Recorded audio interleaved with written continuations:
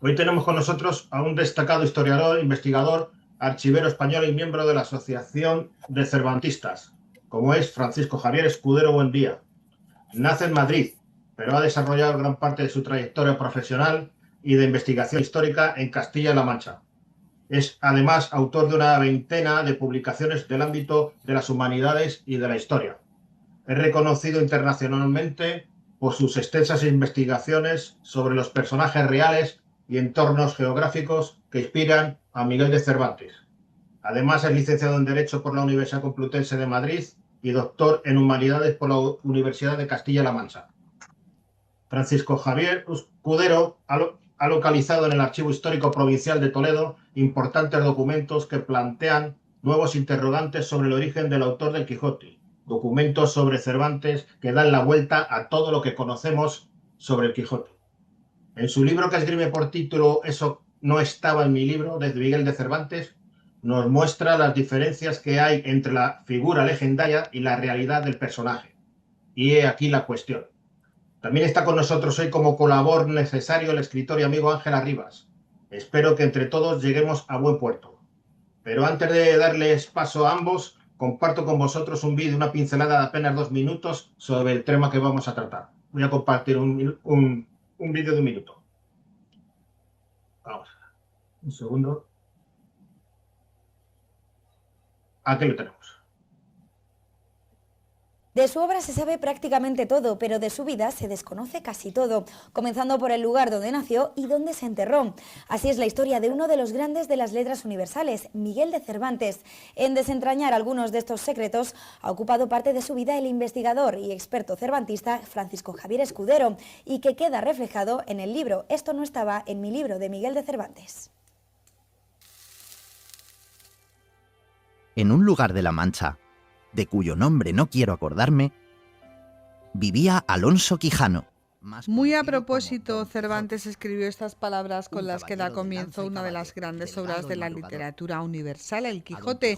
No sabemos si tan a propósito, apenas dejó huellas sobre su vida y obras. La vida de Miguel de Cervantes está todavía hoy, pese a lo mucho que se ha investigado y escrito, prácticamente en blanco, por no sabemos ni dónde nació ni dónde está enterrado, y ante la ausencia de pruebas documentales y testimonios, lo que suele ocurrir es que se abra paso al mito.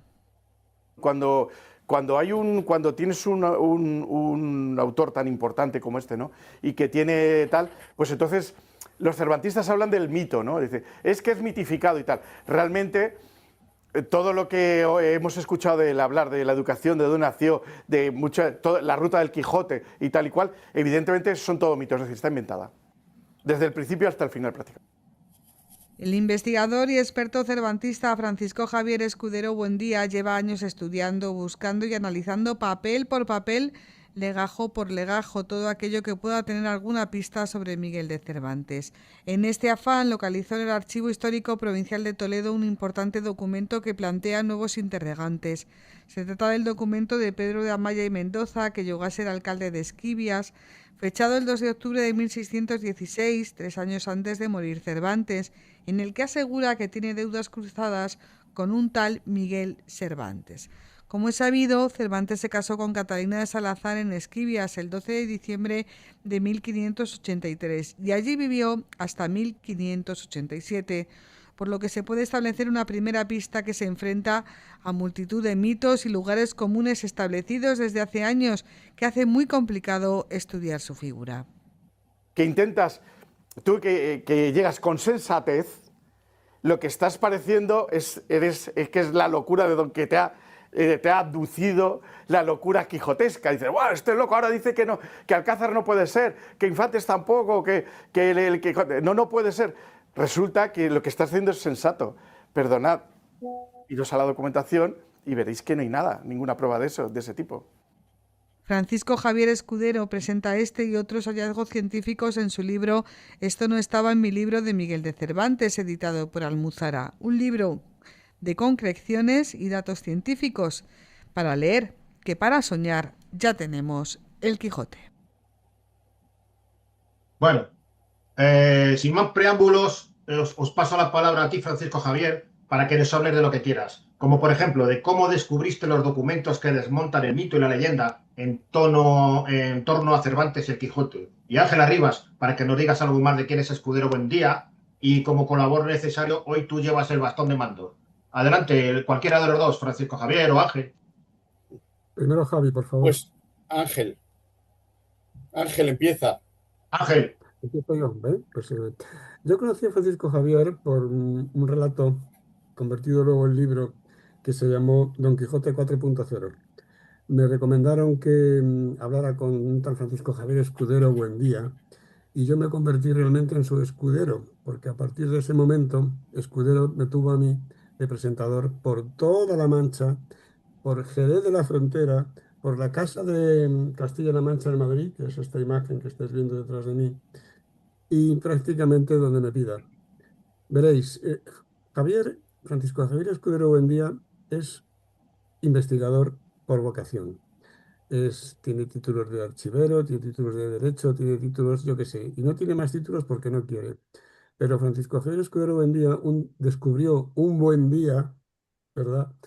Que los escritores, incluso los grandes escritores, los grandes maestros, también tienen imaginación y también recurren, como casi todos nosotros, a cosas que les han contado o han visto con sus propios ojos.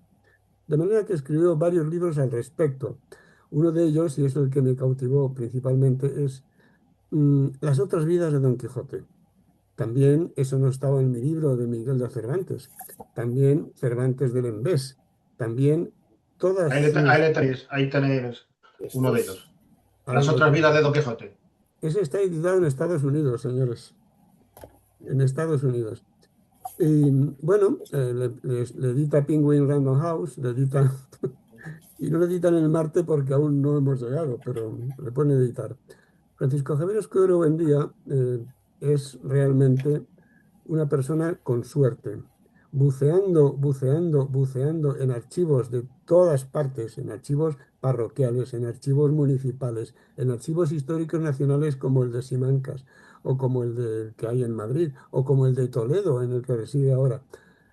Y ha llegado a conclusiones no, ¿cómo diré?, no al azar, sino documentadas. Es decir, yo reconozco que de Cervantes no sé, vamos, prácticamente lo que la mayoría, más o menos. Porque dice Alcalá de Henares, aquí vivió don Cervantes, perdón, Don Quijote. Hace poco tuvimos en RTV Alcalá una entrevista precisamente con Francisco Javier Escudero Buendía, junto a 80 metros de la casa de Cervantes en Alcalá de Henares. Pero hay una casa de Cervantes, aquí nació, aquí vivió, hay actas documentales que dicen aquí nació y aquí se bautizó a Miguel de Cervantes. Y Javi siempre sonríe y dice ya, pero es que la fecha en que se bautizó y se dio registro a ese Miguel de Cervantes fue 14 años antes de la batalla de Lepanto. Difícilmente podría estar allí, ¿verdad, Javier? ¿Te refieres a la partida de bautismo de Alcázar? Sí, por Ah, no, ejemplo. no, eso bien, sí.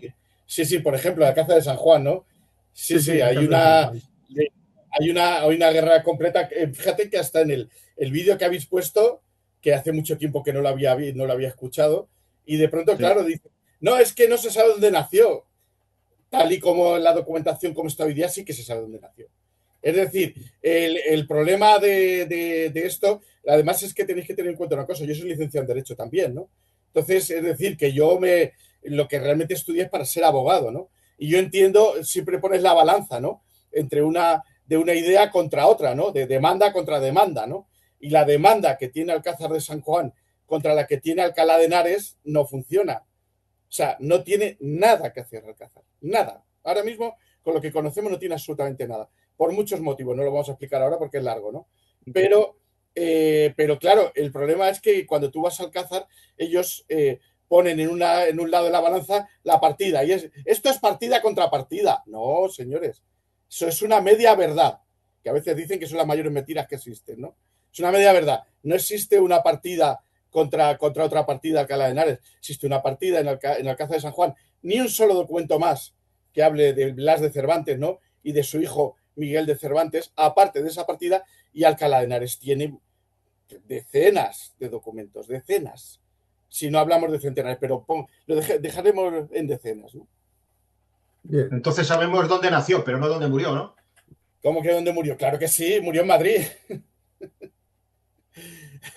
No, la cosa, el misterio de la vida de Cervantes va por otros lados. Es un poco lo que hemos intentado, lo que he intentado yo realmente sacar cómo investigar al Cervantes personal, al Cervantes más, es precisamente conociendo a los personajes que retrata ese libro. Ahí donde empiezo realmente a tratar eso es en el libro de Cervantes del Envés. Es el que ha dicho Ángela Rivas, que es el libro que publica en Juan de la Cuesta en Estados Unidos, ¿no? En Newark, ¿no? Una editorial hispanista, ¿no? Entonces ahí es lo que realmente os digo.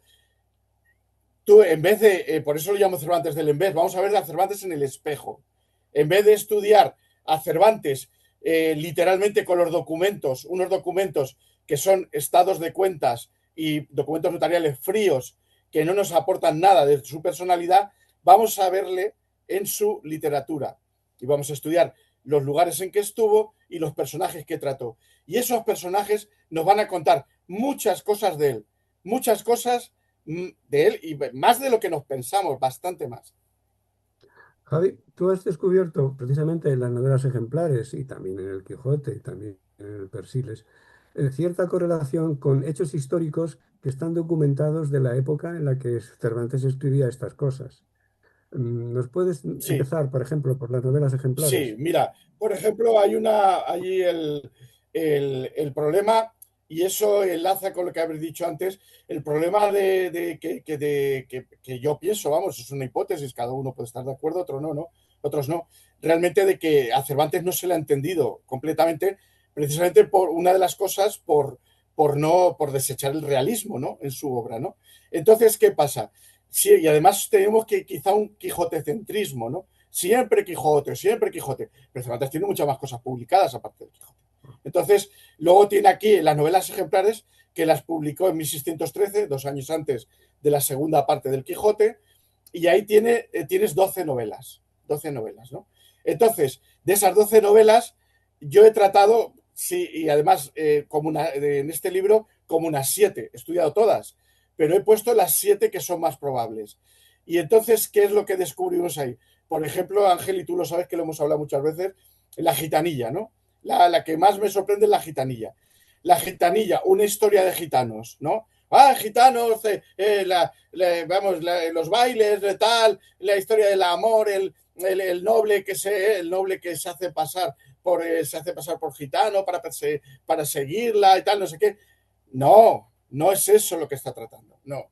La gitanilla es una historia completamente real. Es la historia del secuestro de la hija del corregidor de Murcia en la misma fecha que dice Cervantes, con el mismo cargo que el corregidor de Murcia, era Fernando de Vera, y la niña secuestrada, es decir, que el secuestro ocurrió en la realidad, se llamaba Teresa de Figueroa. Tanto él, vamos, el conde de la Roca, para que lo sepáis, literariamente se le conoce como el conde de la Roca. Entonces, al hijo, al hermano de la secuestrada. Entonces, este secuestrado, esta chica que está secuestrada resulta, y este poeta es del entorno de Lope de Vega. Entonces, lo que realmente estamos viendo aquí no es solo una historia real, sino una forma de conocer a Cervantes, porque Cervantes incluye esta historia como si fuera una historia de gitanos para burlarse tanto de este conde de la Roca contando sus infidelidades, ¿no? Que en aquella época sí que lo conocerían, pero hemos perdido el contexto histórico porque ya nosotros no conocemos a esos personajes, pero en aquella época se lo conocerían porque fue muy, muy conocido. ¿Y por qué fue muy conocido? Porque le acusaron de pecado nefando y por eso su mujer se llevó a la niña, en la realidad, no en la novela, en la realidad. Y en la novela también. Y pecado nefando es homosexualidad. En las novelas ejemplares, en Diálogo de los perros, en el Persiles, en el Don Quijote, hay un montón de escenas que están también documentadas en la vida real por distintos testigos, por alguaciles, por párrocos, por la autoridad que corresponde en cada momento y que están archivados y que tú has descubierto. De las novelas ejemplares a escribir el Quijote y a escribir la segunda parte del Quijote, precisamente por la intrusión de Avellaneda, que le llamó además manco, manco de Lepanto, cuando la mano no le faltaba, pero sí es cierto que la tenía un poco perjudicada, ¿no? Em, ¿Qué pasa con Miguel de Cervantes en su vida profesional? Es decir, en su aspecto de cómo me gano yo los garbanzos todos los días. Sí, además eso también se ve en su literatura, ¿eh? Se ve en su literatura en los Cervantes. Nosotros, claro, yo además cuando presentamos este libro, ¿no? El de Eso no estaba, ¿no? El de Almuzara, insistía mucho en eso. Lo que pasa es que, claro, la gente, pues lo que quiere escuchar es hablar, no escuchar esas cosas, no hablar de todo eso. Y entonces yo lo que le decía es que era una especie digamos eso, de banquero, ¿no? De mercader, ¿no? De broker que escribe, ¿no? De broker, ¿no? Que se dedica a dar préstamos, a cambiar y tal y cual, a vender, a comprar y tal y cual, que es lo que realmente hacía toda su familia. Y luego, porque ya sabéis que eran mercaderes de Córdoba, por ejemplo, aunque su abuelo Juan de Cervantes era licenciado en Derecho también, era el licenciado Cervantes, ¿no? Entonces se dedicaba a todo ese tipo de cosas y eso también se refleja en su literatura, porque un leitmotiv que tiene Cervantes, por ejemplo, entre los muchos que tiene, es el que en un montón de obras, mínimo 5, probablemente más, ¿no? Incluido el Quijote, pues incluye banqueros italianos. Entonces, él en la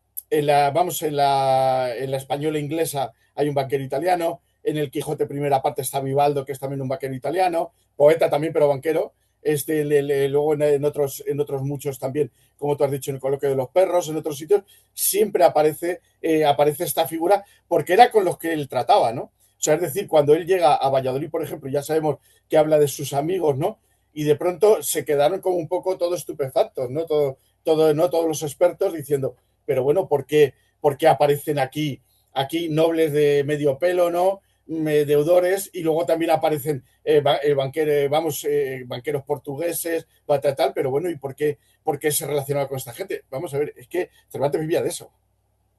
Pero Francisco, al hilo de lo que estás hablando, que te quería hacer una pregunta que siempre he tenido ahí en el tintero. ¿Debemos entender entonces la producción literaria como una afición tardía o como una estrategia financiera? ¿Su obra? No creo que fuera una estrategia. Si quieres, tú lo defines como estrategia financiera, eso sería el teatro, ¿no? Porque era lo que realmente daba de comer, ¿no? O sea, él intentó ser primero y tal, y ya lo sabemos todos, que realmente la explosión, ¿no? La explosión de la comedia nueva de Lope de Vega, pues le arrasó con él y no pudo triunfar, y realmente eso es lo que daba dinero. De hecho, él lo reconoce en el Coloquio de los Perros, ¿no? Sabéis que en el Coloquio de los Perros, en las 16 historias que tiene el Coloquio de los Perros, mínimo 16 historias, hay una que es un poeta, un dramaturgo, que le tiran lechugas a la cabeza, ¿no? Y entonces eso realmente, aunque nadie lo destaca, eso realmente se ve claramente que es autobiográfico, ¿no? Que es lo que dice él. Él realmente, ya lo sabemos, bueno, hay mucha gente, no sé si lo conocéis, que Cervantes prácticamente todas sus novelas las publica en sus 5 últimos años de vida. Es decir, por eso digo por eso digo tardío. Claro, estuvo en el Home, pero ya no. Vamos a ver, ¿qué sentido tiene ser monetarista si te estás muriendo? O sea, el Quijote lo publicó el año antes de morirse. El Persiles, su última novela, es póstuma. O sea, ya ni siquiera la vio él, ¿no? Es decir, y daros cuenta de que murió en 1616 y las novelas ejemplares de las que hemos hablado son de 1613, 3 años antes. Es decir, que sus 5 últimas obras las publicó sus prácticamente 5 últimos años de vida, ¿no? Es decir, que si realmente en vez de morirse en esa época se muera, de pronto le da la casualidad que de pronto se muere antes, se queda todo en el cajón, porque no había publicado nada prácticamente. Se ha dedicado a una vida profesional. Es lo que realmente Cervantes, lo que él quería era ser corregidor, como su abuelo, como Juan de Cervantes. Corregidor, que es como juez, para que nos entendamos, ¿no? Sí, entonces, él lo consigue en parte, ¿no? En sus comisiones en Andalucía, ¿no? Pero realmente él, como ve que no tiene los suficientes contactos para poder entrar en la corte, entonces él lo que hace es intentar ir a América, y durante una década está intentando irse como corregidor a América y tampoco lo consigue, como ya sabemos, ¿no? Otro mito que dice Ángel, que también quiero comentar que tome la palabra a las personas cuando quiera, que esto es una tertulia. Sí, cuando queréis darle al micro o levantáis la mano. Sí, adelante, Ángel. Es que también un dicho que dice que Miguel de Cervantes era judío converso. Sí, pero que si era judío o no, vamos a ver, si era, vamos a ver, hay una cosa, es que el problema de cuando hablamos de Cervantes como judío es que realmente lo que estamos, lo que estamos diciendo es eso, que si era, vamos, si realmente tenía sangre conversa en sus venas, o si realmente lo que realmente se intenta decir con eso es que realmente era un judío oculto, ¿no? Es decir, que realmente él era judío y lo ocultaba. Yo creo que lo primero sí, lo segundo no. Es decir, Entonces, él evidentemente, yo soy converso, yo soy consciente, yo tengo sangre askenazi, o sea, yo soy converso de judío, ¿no? Entonces, y lo soy consciente, ahora mismo, hoy, entonces no en época de Cervantes era mucho más fácil. Pero claro, lo que estamos diciendo es que si era un judío oculto y que hay mensajes y tal y cual, yo no lo creo, aunque se ha estudiado muchísimo, ya lo sabéis, entonces incluso Francisco, por muchos amigos míos. no me ha quedado claro. ¿Tenía raíces judías o cristianas? Vamos a ver, tenía las dos, su familia de Córdoba, que originalmente eran mercaderes, ¿no? Que eran mercaderes, no solamente los Cervantes, principalmente los Torreblanca. Sabemos perfectamente y se ha demostrado documentalmente que eran de origen judío, sí. O sea, una de las ramas de su madre, por lo menos, eran de origen judío. Entonces, claro, llegan y dicen, pero entonces él es, hombre, allí, fijaros, hay una cosa que estudiando a los conversos de la época, daros cuenta de que es una religión del libro, el judaísmo, ¿no? Entonces, la mayor parte de todos los conversos, y conocemos muchos de la época, ¿no? Sabían leer, sabían escribir y valoraban muchísimo la lectura. Entonces, hay ciertas cosas que de esa etapa, de sus antepasados conversos, sí que le vendrían. Pero si lo que realmente le vino en la religión, no, es cristiano. O sea, además leeros el Persiles, su última obra. Es puramente, vamos, hay una discusión tremenda sobre el, vamos, si es reformista, contrarreformista, si es católica, si no, si es decir, pero evidentemente, vamos, tiene un componente religioso brutal. De hecho, el conocimiento que tenía Cervantes de las hagiografías, las vidas de los santos, era increíble y lo demuestra en su última obra. Si queréis tomar la palabra alguno hasta este momento, a lo mejor Miguel o Rosa o Bárbara, que quiera, bueno, que quiera. Bueno, Y si no, adelante, Miguel. Miguel, en que se primer conecta lugar, desde Paterna a Valencia, se conecta. en primer lugar, saludar a todos. Veréis, yo yo pertenezco a ese grupo no muy reducido, desde luego, de gente que toda su vida se ha dedicado a una profesión y cuando se jubila, de repente se pone a escribir. Y yo me sentía culpable, pero ahora veo que soy como Cervantes, ¿no? Entonces, Sí, esto me levanta la moral, vamos. sí, tardío. En fin, Bueno, pues hay otra pregunta que yo podría hacer. Es eh, esa imagen que se da de muchos autores, artistas, etcétera, en general, ¿no? Que se da una imagen a los demás y luego a lo mejor resulta que hay otra imagen, ¿no? Es decir, realmente fue como otro, ¿no? Es decir, ¿qué hay de Cervantes? Yo me imagino que tú lo que estás haciendo es comparar un poco el mito de lo que es Cervantes con la realidad de lo que era Cervantes, ¿no? Entonces, a partir de ahí, lo único que voy a hacer es callarme porque lo que tengo ganas es de escuchar. Francisco, Sí, sí, que si dime. la has escuchado, a Miguel. Sí, sí, ¿Has que es lo escuchado? que ha preguntado exactamente, sí. Sí, es que lo he Bueno, escuchado muy entrecortado, sí. Sí. ya. Bueno, pues voy a repetir. En realidad no he hecho preguntas, sino simplemente he intentado deducir sobre tu aportación, que es el hecho de comparar al mito Cervantes con la realidad Cervantes, ¿no? Claro. ¿Tú crees que hay mucha Mm. diferencia? ¿Tú crees que realmente El Quijote es la mejor obra que se ha escrito en la lengua española? Vaya pregunta. Es que, claro, siempre habría decir, yo no soy, ya sabéis que no soy filólogo, entonces es una pregunta difícil de responder, ¿no? pero vamos, es impresionante. Evidentemente sí, probablemente sí lo sea. Desde luego, evidentemente sí, que siempre, como se ha dicho, que es la primera novela moderna, ¿no?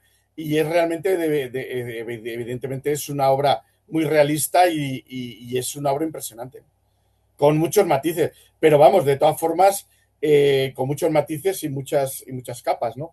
Dentro de ella. Pero el resto de la obra de Cervantes también lo es, ¿eh? ¿Tú, Yo he tú ves? leído recientemente, yo he comparado, por ejemplo, yo recientemente he escuchado, vamos, he leído, por ejemplo, hace poco, la semana pasada, la otra, estuve leyendo a Lope de Vega y claro, y siempre claro, la discusión y tal y cual. Y claro, ya sabéis que Cervantes le criticaba mucho a Lope, que vivieron juntos aquí en Toledo, precisamente, ¿no? Y entonces le criticaba mucho a Lope, claro, que se vendía al vulgo, ¿no? Al público, ¿no? Al gusto del público. Y es verdad, la profundidad que tiene en su discurso Cervantes no es la que tiene Lope de Vega.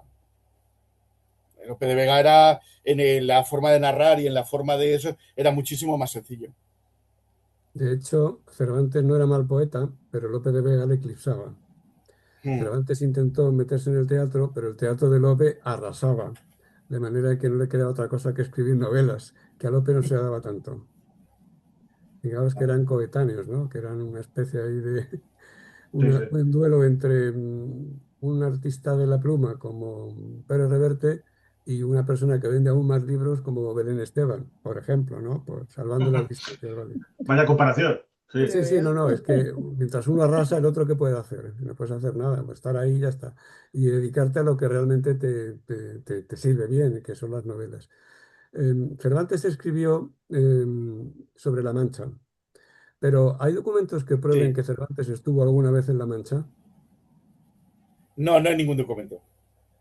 Entonces, además es una cosa que, Ángel, que tú siempre me has dicho que ibas a preguntar y tal, y lo hemos preguntado muchas veces en nuestras intervenciones, y es que tienes que, tenemos, claro, daros cuenta, se puede decir entre comillas que me crié en Tomelloso, ¿no? O sea, yo he estado viviendo al lado de Argamasilla y con amigos de Argamasilla, de Argamasilla de Alba, pero muchísimos amigos que sigo conservando, ¿no? Entonces, no os podéis imaginar, decir, que yo he estado al lado y yo me he tragado todas las historias de la Cueva de Medrano, Argamasilla de Alba como un lugar de la Mancha, que si estuvo, vamos, que si estuvo allí con comisiones, haciendo comisiones también de abastos también y cobrando impuestos en La Mancha, que estuvo cobrando en la fábrica del salitre en Alcázar de San Juan. O sea, todo eso lo he oído todo y tal. Y yo lo aceptaba como verdad absoluta, ¿no? Cuando he leído, yo os puedo decir que y esto es una cosa que tenéis que tener en cuenta, es que, claro, en el siglo XVIII, con Mayans, ¿no? Con la biografía de Mayans, ya sabéis que la primera que se hizo, luego después, todas las que vinieron después, pues Clemencín, Pellicer, Fernández Navarrete, Vicente de los Ríos, todas estas biografías, ¿te las has leído? Pues desde luego, en parte, desde luego, prácticamente casi todas, ¿no? Y entonces en aquella época se creó esa mitología de la que hemos hablado, ¿no? Es decir, todos esos mitos que estamos hablando, de todo eso que os he comentado, la Cueva de Medrano que estuvo allí preso, no sé qué, lo otro y tal y cual, pues tú pensabas que sí, que eso estaba basado en algo, ¿no? En algo tangible, es decir, que estaba documentado y tal, ¿no? Señores, es el cuento del abuelo. Es el cuento del abuelo total. Todo, pero todo. O sea, desde la primera hasta la última. Francisco, lo No, que estás diciendo, sí. Francisco, ¿cómo desmontas entonces, cómo descubres los documentos y que desmontan este mito y la leyenda? ¿Cómo los descubres? No, pero es que realmente la cuestión es, lo primero que hay que tener en cuenta es que nosotros, a lo mejor, ahora hablaremos también de los documentos, eso, a lo mejor no sabemos lo que sí es, porque claro, conseguir afirmar una cosa sin duda posible es muy complicado, pero lo que no es, ya os lo digo que está muy claro, clarísimo. O sea, todo lo que hemos oído, pero vamos, el 90% de las cosas que oímos de los lugares de la Mancha, la ruta del Quijote que se ha construido y que visitamos, cuando no es que los molinos son del siglo XVIII y te están diciendo que son los de Cervantes, cuando no te dicen que no existían, cuando te dicen que aquí estuvo en la cueva y resulta que no hay ni una sola prueba en absoluto. Entonces, ¿qué es lo que hago yo? Yo lo que hago es una cosa que la mayor parte de la gente no suele hacer, como tú me has preguntado de la documentación, que es llegar y decir, vamos a ver, yo no voy a partir de ningún tipo de, ni de prejuicio, ni de idea principal, ni de hipótesis de partida. No, yo simplemente voy a bucear en los archivos, voy a meterme en la documentación y a ver, los voy a poner, es decir, voy a hacer un despliegue, es decir, voy a hacer como si tengo una mesa, voy a poner los documentos en montoncitos, por épocas, por personajes, lo voy a poner así y a ver qué es lo que me cuentan. Voy a partir de los documentos, no de lo que me han dicho, incluso aunque sean académicos o tal, no sé qué, lo que dijo Pellicer, lo que dijo hace dos siglos, me da igual, no están documentados, no hay ningún tipo de documento. Entonces, vamos a partir de esa documentación, vamos a ir al Archivo Histórico Nacional, a los parroquiales, a tal cual, y vamos a partir de ahí. ¿Y qué es lo que sucede? Pues entonces, como Ángel de arriba se parece muy bien, pues que realmente, si tú, es la teoría del tesoro, si tú estás excavando en este árbol buscando en un tesoro, lo que tú un año, otro año, 100 años excavando allí y dices, aquí no hay nada, entonces no hay tesoro. No, hay dos posibilidades, que no haya tesoro o que estés excavando en el árbol erróneo, ¿no? Y aquí lo que se ha demostrado es que resulta que tú cuando te vas a Miguel Esteban, a Quintanar de la Orden, a Puebla del Moradiel, o te vas incluso a algunas cosas, algunos personajes también de Mota del Cuervo, vamos, en toda esta zona, resulta que te encuentras el relato completo, o sea, de hidalgos que estaban en aquella época, que hacían las mismas cosas que se escriben en la novela, pero completo. Cosa que cuando tú vas a Argamasilla, vas a Alcázar, vas a Villanueva de su Infante, no te lo pueden contar porque no tienen nada. Entonces, como no tienen nada y te dicen, no, es que este era de este tal porque estaba loco, porque tal y cual. Luego cuando vas a buscar, que no. Y cuando vas a buscar el documento de Villanueva de los Infantes, que hablan de que se llama Juan del León, el Quijote que proponen, le han dedicado hasta una... Pero vamos, pero además hasta un punto en el que se puede decir que te están mintiendo. O sea, es decir, porque tergiversan el documento no pone lo que ellos dicen que pone. Ahí quería llegar. Dime. En las otras vidas de Don Quijote, uno de tus libros, documentas hechos reales, documentados también, ¿vale? Certificados por las autoridades competentes de la época, del momento en el que se dicen, no 200 años después, como los molinos, etc.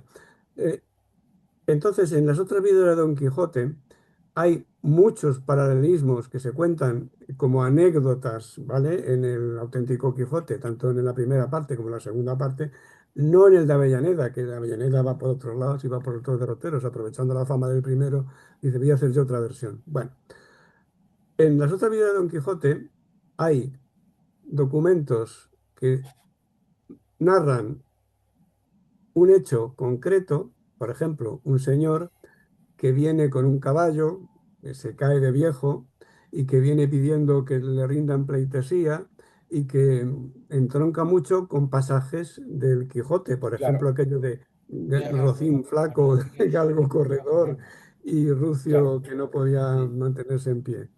Entonces, hay más anécdotas de la vida de Don Quijote.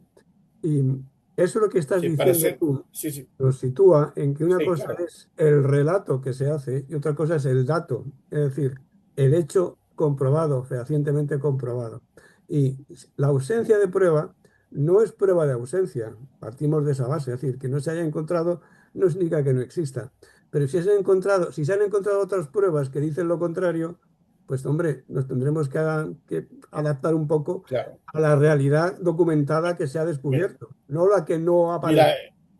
Mira, a nivel, yo sé que todos estaréis diciendo, no, pero es que yo he oído muchas cosas, yo he oído tal y cual. Mira, desde el punto de vista geográfico, es que esto es súper complicado. Localizar el lugar de la Mancha, viendo el texto, es bastante sencillo, por exclusión es bastante sencillo. El 90% de las propuestas que se nos dicen, o el 100%, prácticamente no tiene ninguna posibilidad. Ninguna. O sea, viendo el mapa. Y además es una cosa muy sencilla. Vale, empezamos por lo geográfico. Dice, no, es que es muy precisa. Sí, es imprecisa, pero no todo vale. El problema que hemos hecho hasta ahora es bajar los brazos. Es llegar y decir, bueno, no hay lugar de la Mancha y como no hay lugar de la Mancha, vale cualquiera. Bueno, incluso aunque no hubiera lugar de la Mancha, no vale cualquiera. No vale cualquiera. ¿Por qué? Porque Cervantes, en los primeros 8 o 9 capítulos, ¿sabéis? De la primera parte, te dice, te habla te habla de Molinos de Viento, ya sabéis, bueno, nada más salir, te habla del camino de Toledo a Murcia, que se encuentra con los mercaderes de la seda que lleva. El camino de Toledo a Murcia atraviesa Miguel Esteban y el Toboso por en medio. Te habla de que su novia, entre comillas, no, de su amada, está en el Toboso. Te habla de que se encuentra con Juan Aldú de Quintanar de la Orden, y ya digo, y te habla de ese camino. Simplemente con él, y los comolinos, pues ahí tienes. Y Mancha, es decir, Don Quijote de la Mancha, tienes Molinos, Campo de Criptana, tienes Toboso, tienes Quintanar y tienes el camino que los atraviesa con Miguel Esteban. Con esos 4 puntos ya olvídate de Alcázar, olvídate de Argamasilla, olvídate de Villanueva e Infantes, olvídate de Munera, olvídate de lo que quieras. Estamos hablando del Común de la Mancha, en dentro de la Orden de Santiago, ¿no? Y de una zona muy concreta. Que luego dices, no, es que puede ser 5 kilómetros más para arriba, 5 kilómetros más abajo, pues vale. Que a lo mejor no estaba refiriéndose a ninguno, pero no estaba refiriéndose a ninguna una comarca etérea. Se estaba refiriendo a eso. Y entonces, claro, ahí podéis decir, pero es que habla del campo de Montiel y tal y cual. El tema es del campo de Montiel de esa época, de la época del siglo XVI.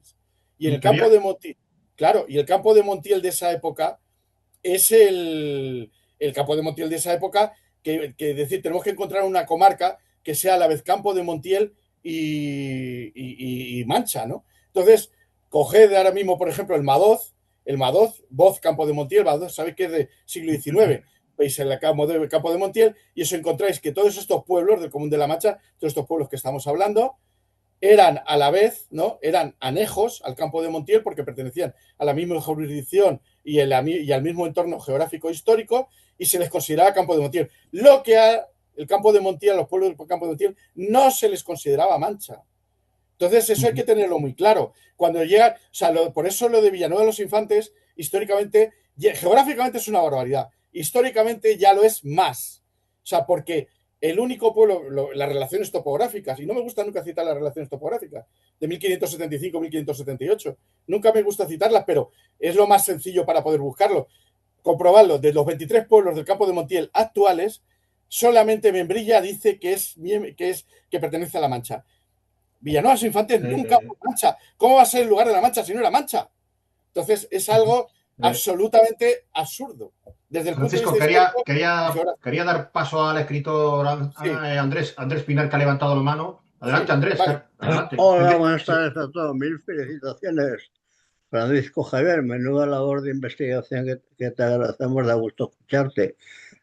Bueno, en Villanueva de los Infantes está la casa del caballero de Gabán Verde, que está mencionado en el Quijote, sé que algo bastante tendrá que ver. Pero vamos, lo que yo quería plantear fundamentalmente es que con motivo de la película de Amenábar, El cautivo, que por cierto, pues me ha gustado verla, ¿no? Pero tiene efectos narrativos, porque el cine es narrativa, entonces, a ver qué se me ha ido. Ay, Estás aquí. sí, pero a mí me ha salido que estaba, a ver un momento, perdonad, aquí.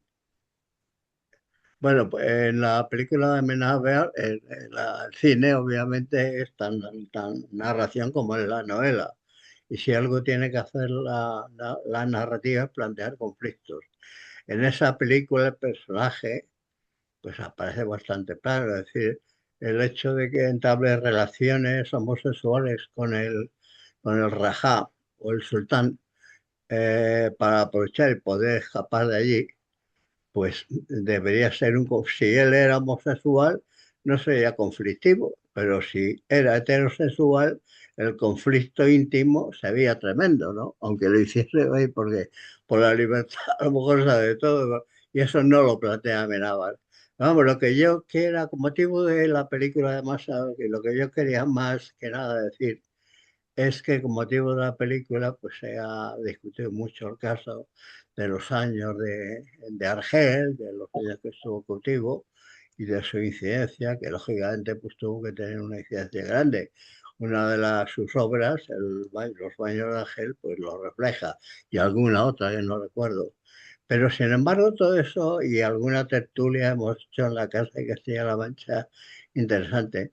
Pero yo creo que todo esto desvía la atención del Quijote, obra espléndida, omnicomprensiva, la obra total, todo está ahí. Pero lo fundamental de... No sé qué pasa. No, sigue, Andrés. Lo fundamental del Quijote, en mi opinión, es la dialéctica, en la relación dialéctica que expresa entre el idealismo de Don Quijote, que busca un mundo, que no existe un mundo utópico, y que él quiere hacer realidad. Idealismo que acaba como acaba casi todos los idealistas, mal, torturado, amedrentado, y el pragmatismo de Sancho Panza. Es una relación dialéctica hegeliana, prácticamente, una dialéctica de la vida, ¿no? Como acaban los idealistas. Y yo lo veo muy similar al idealismo de la gran obra de Flaubert, Madame Bovary. Madame Bovary también busca un ideal de vida que no encuentra ni en el ámbito religioso, un ideal estético-moral, por así decirlo. Ella no lo encuentra y acaba mal, acaba como acaba. Y Don Quijote, el idealista, acaba súper mal, evidentemente. Acaba mejor Sancho, ¿no?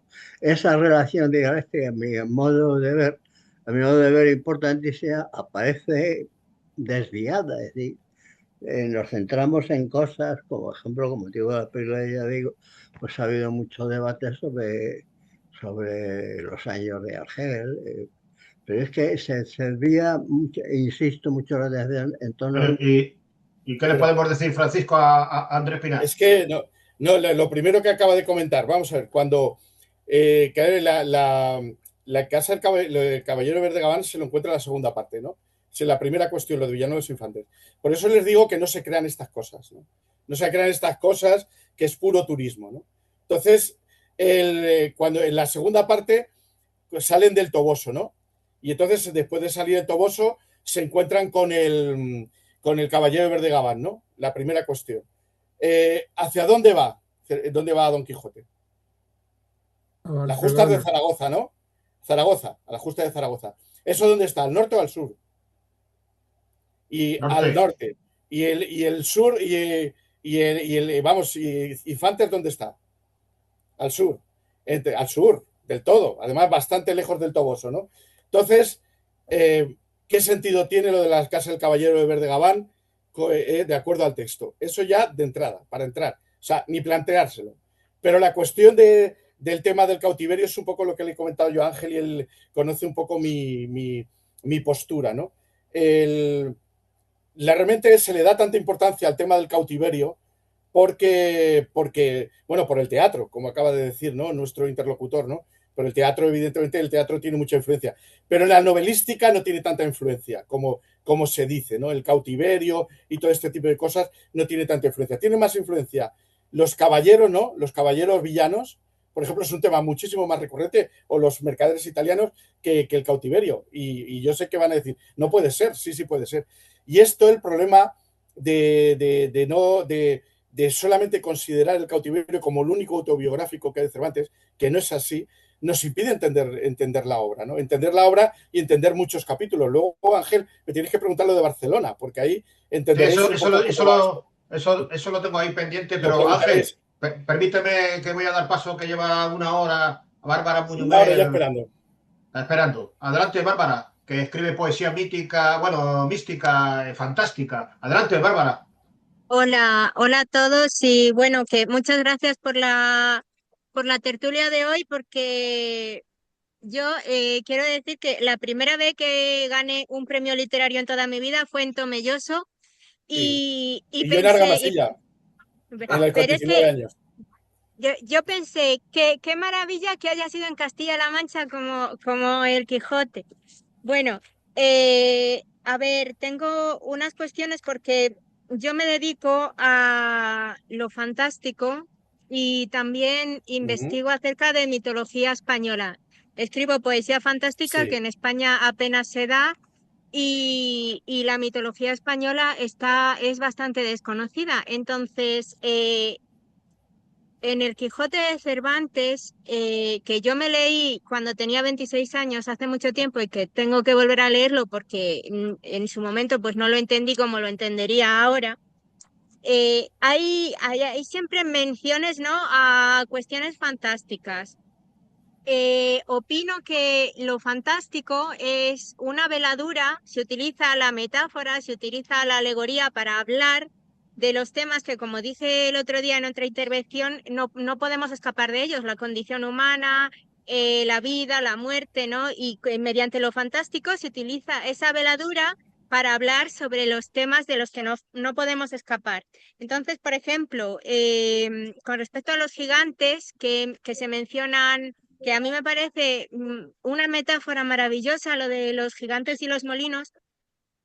En algún momento yo leí, no recuerdo dónde, que esos gigantes eran realmente una metáfora de cómo las máquinas de los molinos iban a dejar sin trabajo a mucha gente debido a la industrialización.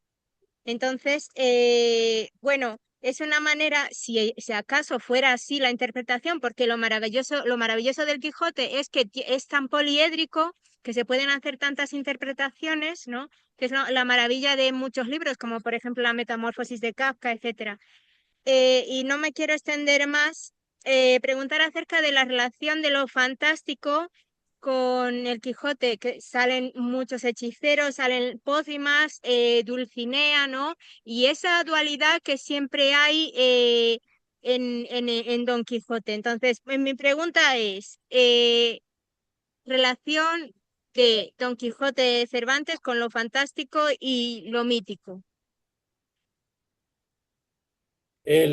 Vamos a ver, la cuestión, para decirlo de una forma, porque claro, porque para decirlo de una forma breve, lo fantástico en el Quijote, la mayor parte de lo que has comentado, ¿no? Todos estos episodios, los gigantes, la comparación que hace cuando llega a la venta a los enanos, ¿no? Con las trompetas, que son los silbatos, si él interpreta que son el ver una venta, eso viene de los libros, evidentemente viene de los libros de caballerías. Entonces, claro, ya los libros de caballerías a los que Cervantes critica mucho ya eran muy fantásticos, ¿no? Entonces, claro, claro, el mundo es de estar recorriendo unos caminos polvorientos, ¿no? En que no hay nada y no se encuentra nada y nunca se va a encontrar ningún gigante, nunca se va a encontrar ninguna aventura importante, mientras que lo que él tiene en la imaginación, que son estos libros de caballerías. Pero la cuestión no es el Quijote, la cuestión es el Persiles. El Persiles, hay la novela, la mayor parte de los novelistas latinoamericanos, cubanos, también el propio Gabriel García Márquez, ¿no?, colombiano, y todo eso, dicen que el realismo mágico latinoamericano parte de un episodio concreto, hay más, de un episodio concreto, que es el de Rutilio en el Persiles.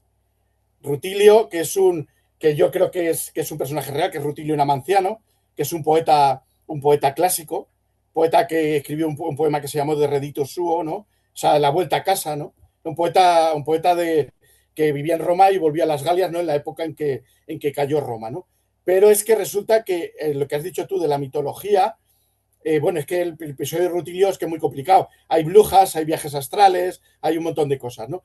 Pero en la mitología, a Cervantes, más que en el Quijote, yo diría, que también aparecen brujos y todo en el Quijote también, ¿no? Pero en las novelas, varias de las novelas ejemplares, y sobre todo en el Persiles, la mitología está, pero totalmente, prácticamente es uno de los elementos. Las fuentes que toma Cervantes, sobre todo, porque el problema del Quijote es que es muy realista, ¿no?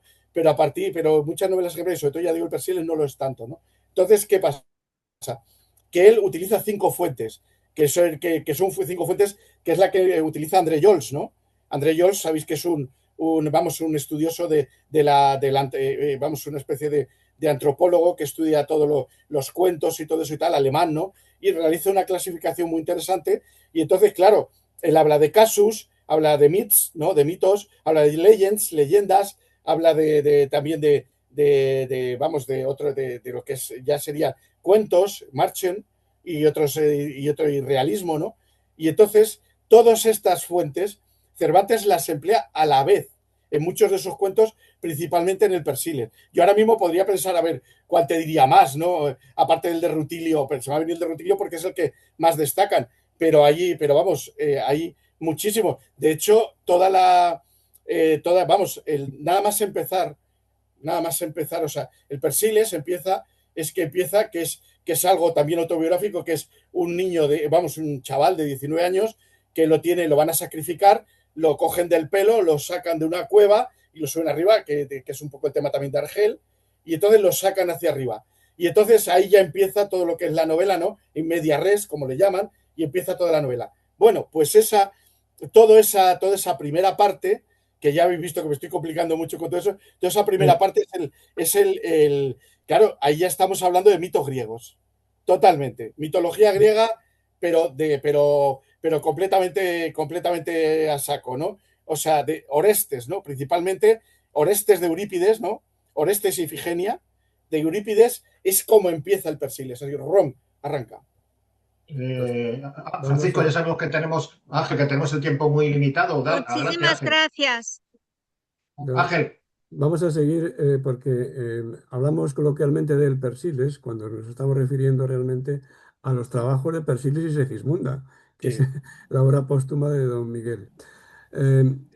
Tú tienes, Javi, me vas a permitir, pones luego finalmente a Cervantes del Embés, ¿vale? Sí. Prácticamente ese es el libro que has publicado en Estados Unidos y que pones a Cervantes del Embés. Cervantes, ha preguntado antes nuestro amigo Miguel si es el que ha inventado algo, si no hay mejor novela que el Quijote. En mi opinión, probablemente haya muchas mejores novelas que el Quijote.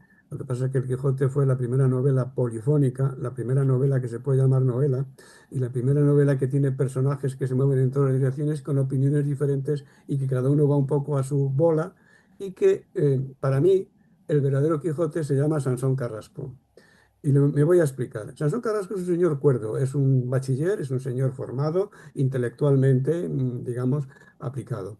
Y vive en el mismo sitio, en el mismo lugar donde vive Don Quijote. Y es su amigo. Y en dos ocasiones se enfrenta a él como caballero de la Blanca Luna y como caballero de los espejos. Y finalmente le derrota en Barcelona. Y ahora te voy a preguntar, Javier, ¿por qué va Cervantes a Barcelona? Ahora te voy a preguntar. Sí.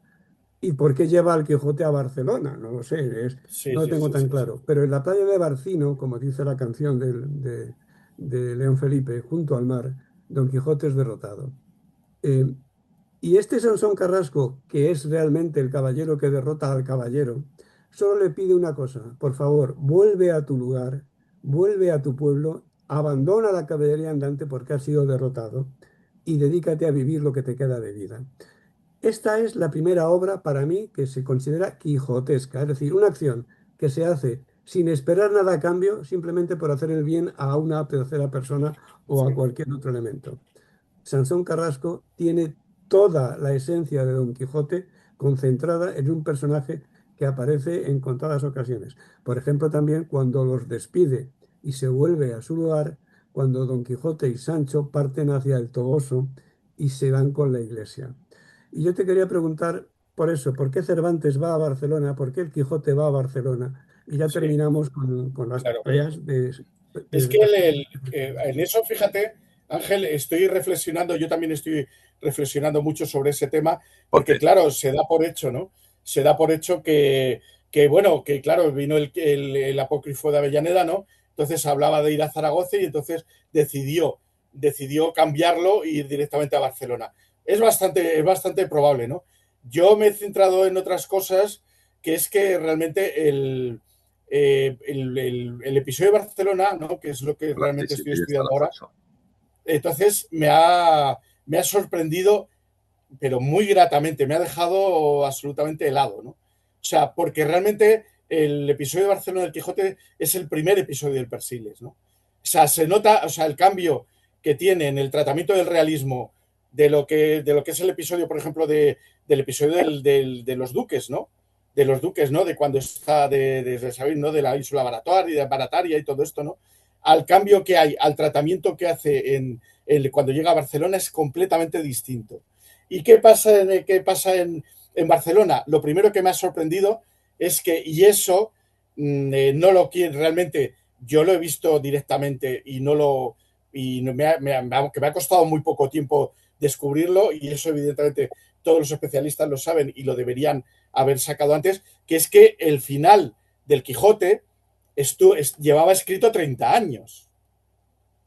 Está en la Galatea, es el episodio de Timbrio y Silerio. Vosotros coged el episodio de Timbrio y Silerio de la Galatea, lo podéis ver no hace falta ni comprar el libro, ni comprar una edición, ni nada, simplemente ver cualquiera de estas ediciones de internet que están colgadas y os vais a buscar a Timbrio y Silerio. Lo leéis y es prácticamente punto por punto, a excepción del ataque turco. El ataque turco sí, pero a excepción de lo de los moriscos, lo demás prácticamente es lo mismo. Es decir, que Cervantes reescribe todo esto de Timbrio y todo ese episodio que ya había escrito, como realmente tenía muy poco tiempo, por lo que dicen los expertos, los especialistas, como 6 meses para escribirlo, que escribir el final o cambiarlo.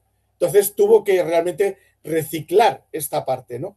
Y entonces, cuando tú realmente estudias esto, te das cuenta de algo que es espectacular, ¿no? En el caso concreto, lo que tú has dicho, eso de que le dice que vuelva y tal, eso es del Orlando Furioso. Eso viene de Orlando Furioso. O sea, que es decir, el literario.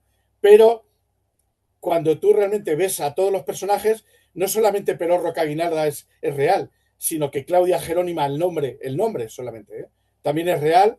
El encuentro de los bandoleros, que es algo, el encuentro de Antonio Moreno, que es el hombre que es Antonio Moreno, que está viviendo con el virrey, ¿no? Mano a mano con el virrey en Barcelona, y resulta que está negociando con los bandoleros, o sea, que dicen que le pasan mensajes, es decir, que hay una connivencia entre Antonio Moreno y los bandoleros. Pues esa connivencia se puede demostrar documentalmente en 1589, pero documentalmente, o sea, es decir, no es decir, en concreto, no, sí, había tal, no. Antonio Moreno fue a negociar con Tomás de Banjuls, que era el creador, el primer Nierro, ¿no? El primero de estos bandoleros, ¿no? Y realmente se trata de una historia de espionaje. Y Cervantes, ¿con qué la pudo conocer? No solamente con Antonio Moreno, ¿no? Que hacía estas labores de intercambio de cartas para controlar a los hugonotes franceses, ¿no? Y este espionaje que pasaba por la frontera, sino Pedro de Isunza. Pedro de Isunza, que era veedor de las galeras de Cataluña en Barcelona, fue luego, 2 años después, jefe de Cervantes. Bueno, como estoy viendo, pues si dejamos hablar a Francisco Javier, nos tiramos aquí hasta Nochebuena. Yo, si me permitís un pequeño comentario, después de todo lo que hemos hablado aquí, después del muchísimo conocimiento que demuestra nuestro compañero Francisco, parece ser que el Quijote no es una obra humorística. Y resulta que el Quijote, sí que lo fundamentalmente, a mi modo de ver, es eso, se fundamenta en el disparate. Sí que es, el episodio... No tiene nada que ver una cosa con la otra. El tratamiento de una historia, que sea real o no, tú la puedes tratar de forma seria o la puedes tratar de forma paródica. Claro, pero es que nosotros estamos hablando del Quijote, pero no estamos teniendo en cuenta que es una obra de humor. Lo que quería decir yo es que el mismo personaje del Quijote es un disparate. El episodio de los molinos es otro disparate. Entonces, claro, al final es lo que sucede cuando una obra humorística se analiza en serio. Es decir, que a lo mejor se está destruyendo el alma del Quijote. Y que solo digo que habría que tenerlo en cuenta. Déjame un momento, verás, Miguel. El episodio de los molinos es un hecho real. Hay un acta de un alguacil que relata cómo un caballero al que una aspa del molino molestó, sacó su espada y se lió a espadazos con las aspas del molino. diciendo, toma, prueba el filo de mi espada, ¿no? Etcétera, etcétera, etcétera. Y todo esto había un alguacil allí y lo documentó, y es un documento que existe y que Claro, en está las en otras Cuenca. líneas de Don Quijote se cuentan. Y Claro. se saca ese Pero documento. no deja de ser un disparate. Es decir, Es un Sí. disparate, porque es Bueno, normal, eso es una es un disparidad con lo disparate, que debería de pero ser. es un disparate real, y entonces real. el autor lo escribe, Ya. En cualquier simplemente caso, se lo atañe a Francisco, Don Quijote, te, pero te- es un te disparate está, real, ocurrió realmente. Francisco, que te está hablando Miguel García Casas, que es especialista, como digo yo, en poesía humorística. Entonces, Ya, ya, claro. ya. Claro, Bueno, Sí, Claro, claro. eso te mueve No, a pero es que, risa, pero se lo pero es que trasladó, la lo pregunta se lo cortés hizo no quita, real a Don lo cortés no Quijote. quita lo valiente. lo Pero quita lo bueno, yo valiente, quería, claro, es decir, Lo una tengo en cosa, es cuenta. decir, es el claro, evidentemente, ese yo también lo tengo en cuenta. Yo sé que es por ejemplo, ahora mismo que estamos diciendo de Barcelona, el hecho que el duelo en que termina Barcelona, que es real, es decir, que está basado en un duelo real que ocurrió en 1565, entonces, 1556, perdón, 1556, entonces, entre otras cosas, ¿no? No significa que no es una parodia, claro que es una parodia. El caballero de la Blanca Luna, el otro que va vestido no, que con una armadura medieval, el otro no sé qué, pero es que es una cosa diferente. Lo que yo estoy hablando es una cuestión distinta, no del tratamiento de la información, No, sino no, de que sí, esa yo lo entiendo información, ¿de dónde perfectamente. la saca? Claro, ¿de dónde Discúlpame, la saca? Francisco, que yo lo entiendo perfectamente y que realmente lo que estás aportando es fundamentalísimo. Me encanta, me encanta. Pero también quiero decir que si un marciano nos hubiera estado viendo, no se hubiera dado Sí. cuenta de que el mira, Quijote es una obra de humor. pues aquí tenemos a Ángela Rivas, un marciano. Verás, el Quijote es una obra, en mi opinión, que tendría que estar en todos los libros de cabecera de psicólogos y psiquiatras para entenderlos, Sí. ¿vale? Y, por supuesto, hay mucho humor, porque solo los diálogos entre Sancho Panza y el caballero de la triste figura te partes de risa, pero te partes de risa. Cuando empiezan a hablar de la comida o de las aventuras o de las cosas de la vida o de su mujer Permit- que está sí, esperando, también. que por cierto, Cervantes nombra 3 veces 3 nombres distintos a la mujer de Sancho Panza. Porque como antes no tenían Word y no podían revisar el texto con tanta facilidad, pues la llama 3 veces de forma diferente, pero es Doña Panza, vamos, la señora de Sancho Panza. Y claro, claro que hay muchísimo humor, una fina ironía y sobre todo una fina crítica de la situación. Igual que hoy tenemos influencers que nos dicen qué es lo importante que hacer en la vida para destacar y ser alguien y no sé qué. Entonces, los libros de caballería andante reflejaban una serie de ideales del caballero que empezó con un valenciano como tú, Tirán lo Blanc, ¿sabes, verdad? Sí, ¿Te sí. suena? Entonces, este hombre, en Joanot Martorell, escribió Tirante el Blanco o Tirán lo Blanc en valenciano, pero ahora dicen que está en catalán. Bueno, también dicen que Don Quijote es realmente de un autor llamado Miguel Servet, que es prácticamente aquel que murió en la hoguera, ¿no? Por ser enemigo de Calvino. Y yo, que hablo catalán como tú hablas valenciano, me sorprende muchísimo y siempre digo lo mismo. Saludo, felicito al traductor. Qué buen trabajo hizo al traducirlo al castellano. Que el Cervantes escribió en catalán. Vale, vale. Miguel Servet, no. Miguel de Cervantes es Miguel de Cervantes, Miguel Servet es de Sigena, o como lo quieran llamar, pero es otra persona diferente. Y por supuesto, uno escribió cosas magníficas y otro también, pero no el Quijote, no el Quijote.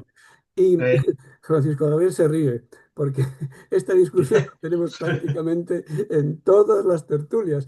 Siempre hay alguien que saca, claro, lo saco yo esta vez, pero siempre hay alguien que dice, no, pero esto lo escribió un catalán. Vale, pues le felicito. Sí, Enhorabuena. bueno, sí, ¿Qué sí. traducción hizo? Ángel, perdón, espera un momento. Antes de pasar la palabra, que sé que lo está deseando, a nuestro compañero de letras y tertulia, José Luis Salinas, que lo tenemos aquí, Sí, que ha eso es. que ha trabajado intensamente en el marco geográfico del que habíamos hablado, del Quijote, De la y tiene Mancha. dos obras, y tiene dos obras, al menos que yo sepa, publicadas al respecto.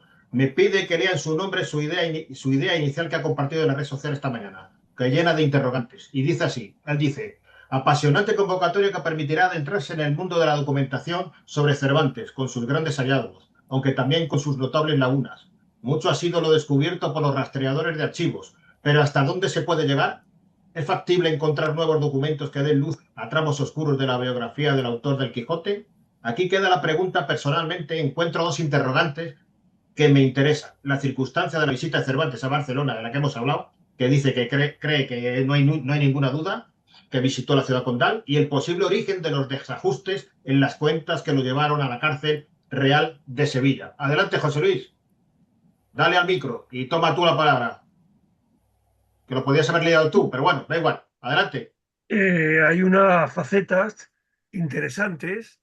La primera la has expuesto perfectamente, que en qué circunstancias se produjo la llegada de Cervantes a Barcelona, en qué año y en qué contexto.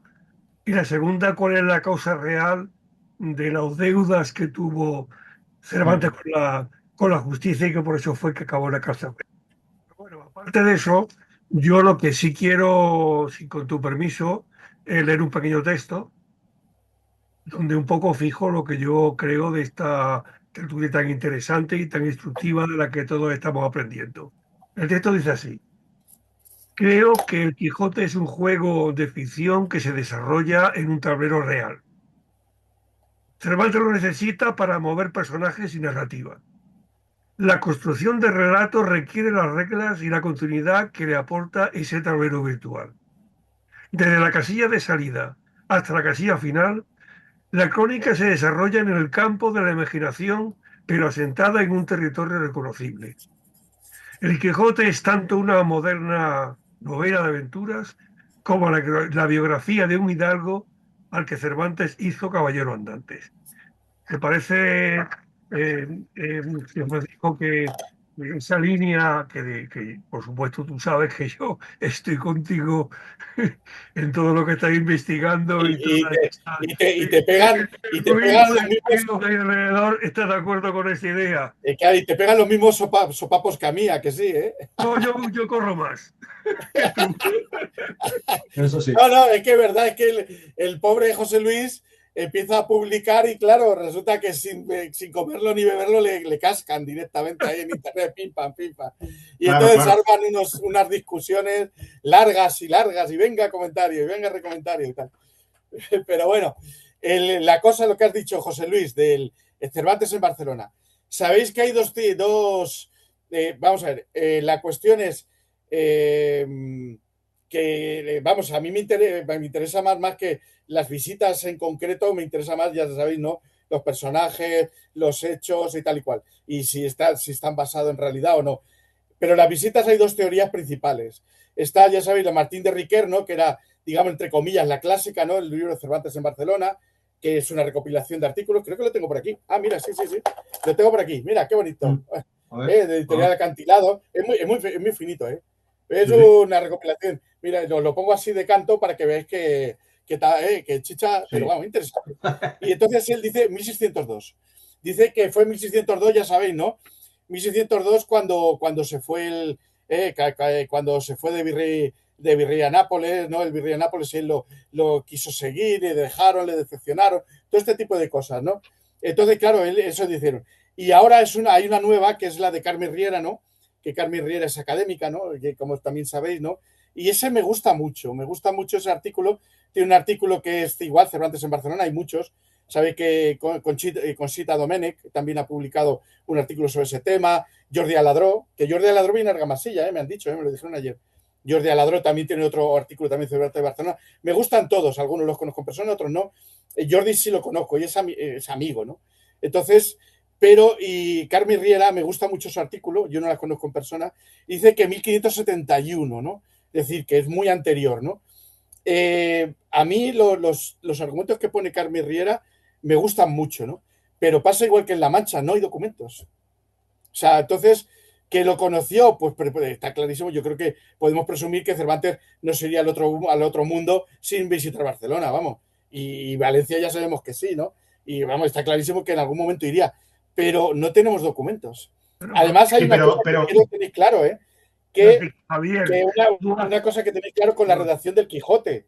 Además, eso lo dice Cabello Núñez, José Cabello Núñez, que es el archivero de Puebla de Cazalla, que viene a Miguel Esteban con nosotros. Él va a venir a dar una conferencia aquí el 19 y 20 de junio.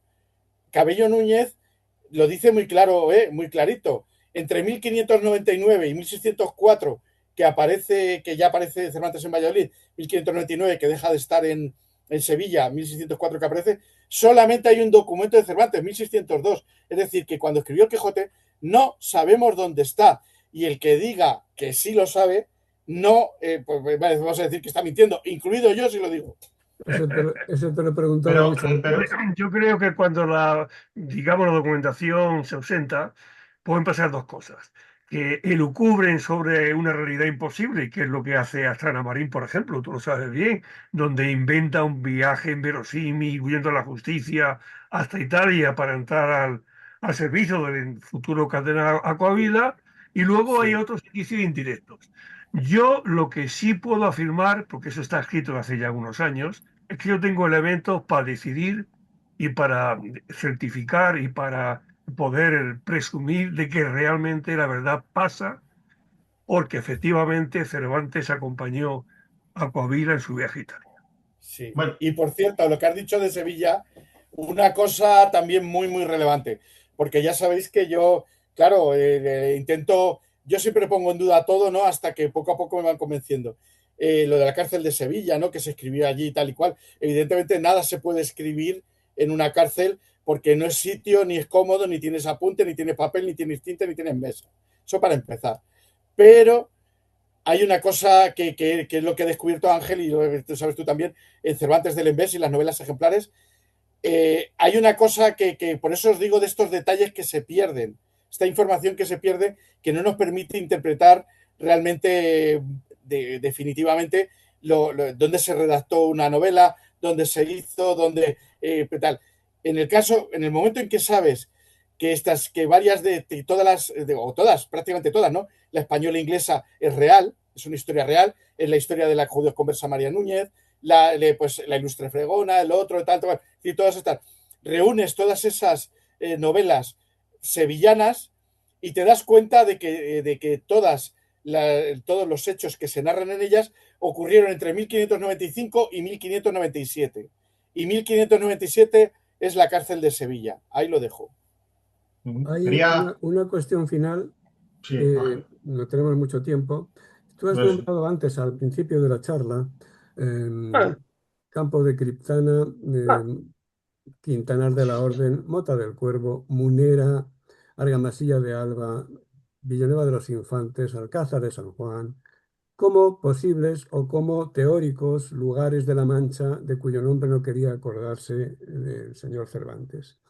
Munera tiene una anécdota curiosísima. Munera dice, el lugar de la Mancha está en la primera línea del Quijote, porque en, la E mayúscula, N, también está en mayúscula, y luego la V de un también está en mayúscula, y luego Mancha, al final, también está en mayúscula. Si lo lees al revés es Mune, pero como la E original es un símbolo y está sobre unas supuestas gavillas de trigo, dicen que es una era, y entonces dicen que ese lugar es Munera, leído al revés.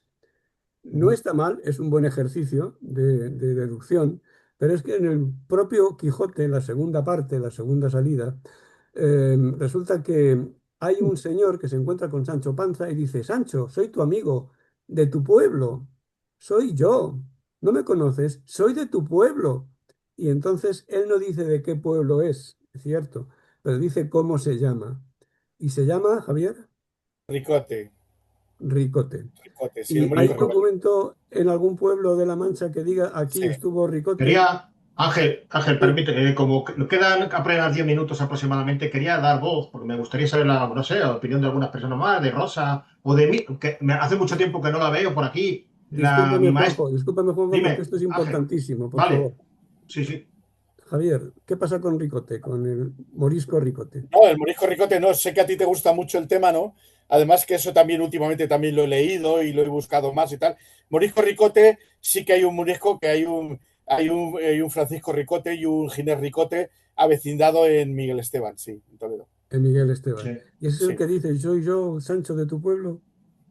No creo, no sé yo, porque claro, Ricote también puede ser un patronímico, ¿no? Entonces, pasa un poco como en el episodio de Barcelona, Ana Félix, ¿no? Que Ana Félix es una persona real, que era una camarera de la reina, pero también es un patronímico, es Félix, un pueblo de Almería, en que hubo una batalla brutal contra los moriscos. De acuerdo. Adelante, Juanjo.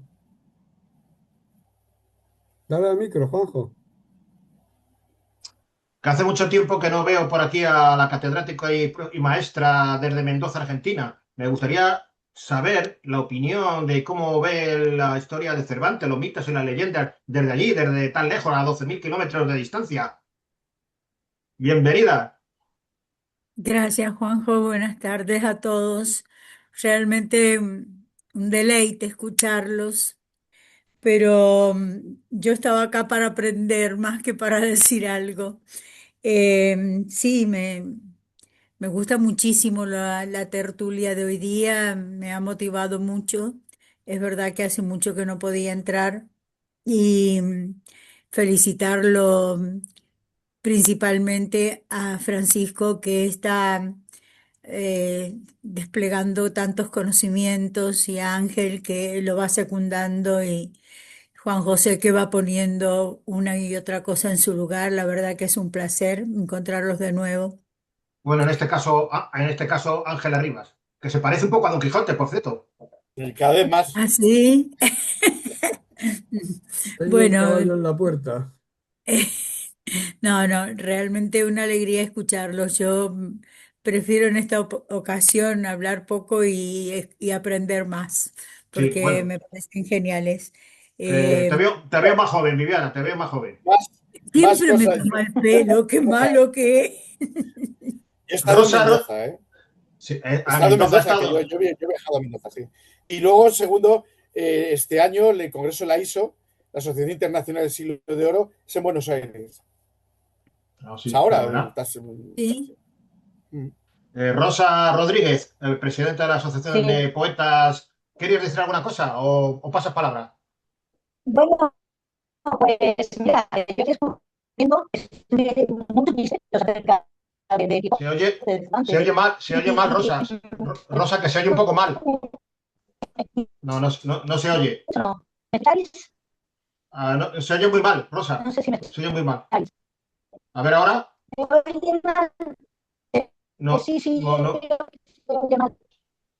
Se oye fatal, se oye No, fatal. no oís. No escuchamos. Vaya. Bueno, lo siento, Rosa. Para finalizar, No sé. Francisco, que esta es como la primera parte de otras tertulias que podíamos tener sobre este tema.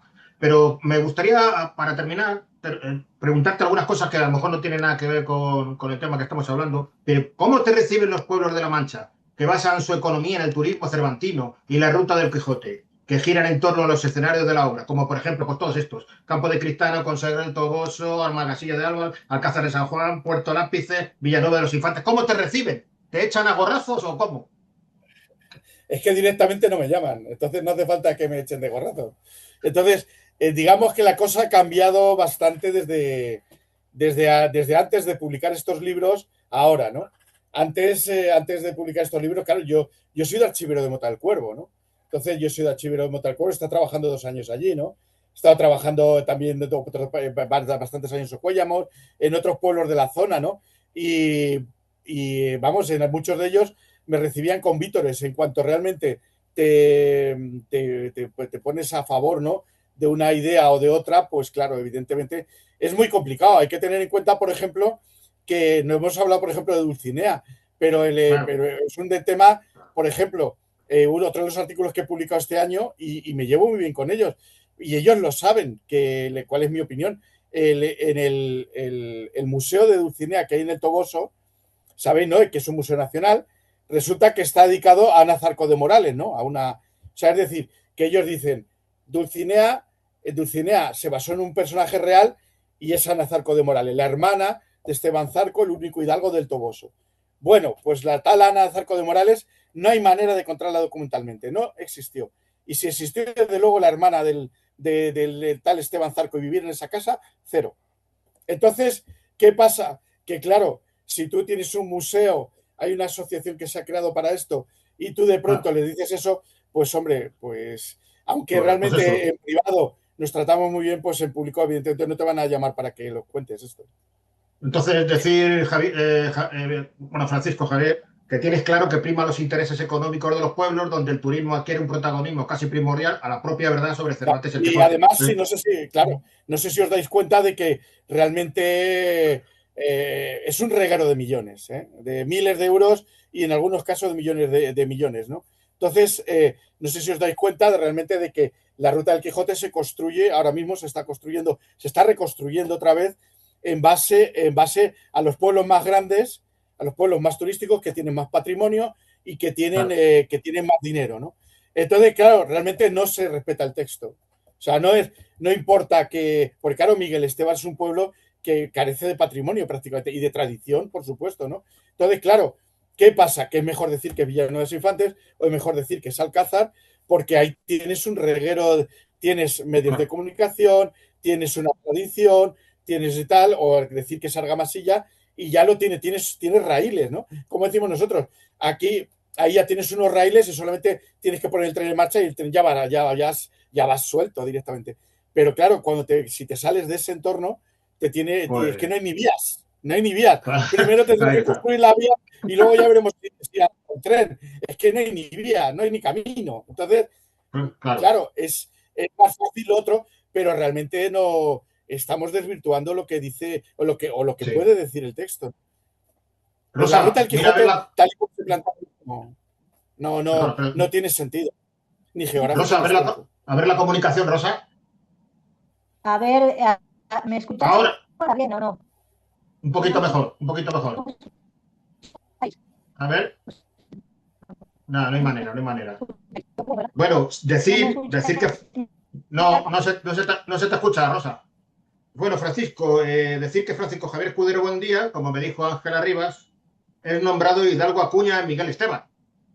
Decir que en la actualidad no es un título nobiliario oficial que otorgue privilegios legales, sino un concepto ligado al linaje histórico o un halago hacia el comportamiento moral y generoso. ¿Qué implica para ti ese galardón cultural?